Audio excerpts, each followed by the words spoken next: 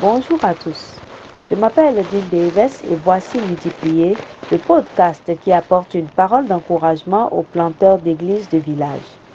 Comme il est merveilleux d'invoquer Dieu pour le salut des autres. Comme il est merveilleux de s'approcher de lui et de savoir que Dieu est avec nous lorsque nous prions. Depuis 5 semaines, vous priez et jeûnez de manière nouvelle et différente. Vous avez demandé à Dieu que chaque église implantée par le ministère VCP démarre une autre église d'ici au 29 octobre. J'ai vu des photos de certaines de vos réunions de prière. J'ai entendu certaines de vos prières partagées par message vocal sur WhatsApp. Et je me suis réjouie lorsque vous avez raconté des histoires de membres d'église qui sont sortis et ont trouvé des personnes de paix. Tout cela m'apporte une grande satisfaction. Et je sais que cela vous bénit également. Alléluia.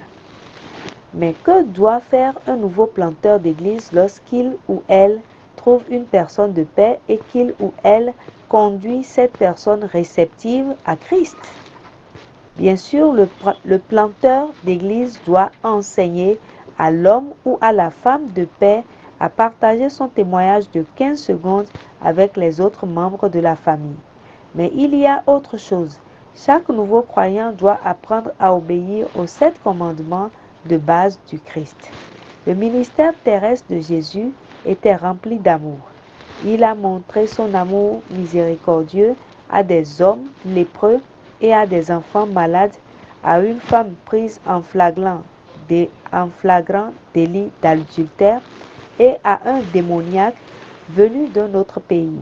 Il a montré toute l'étendue de son amour en allant sur la croix et en mourant à votre place et à ma place pour que nous puissions être réconciliés avec Dieu.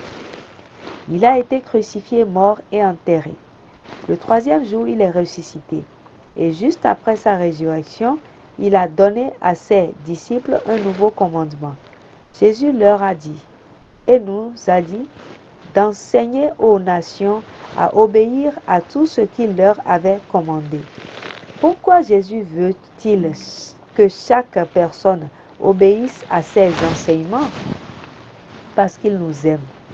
Lorsque nous nous répandons et que nous croyons à la bonne nouvelle, nous faisons l'expérience de son amour. Lorsque nous exprimons notre amour envers Dieu par l'adoration et notre amour envers notre prochain par des actes de service, nous faisons l'expérience de la paix de Dieu.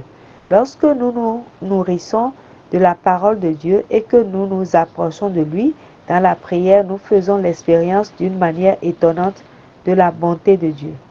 Lorsque nous sommes baptisés, nos cœurs sont remplis de joie devant la bonté de Dieu qui nous sauve. Il en va de même lorsque nous mangeons le pain et buvons le vin en souvenir de la mort sacrificielle et de la résurrection victorieuse de Jésus.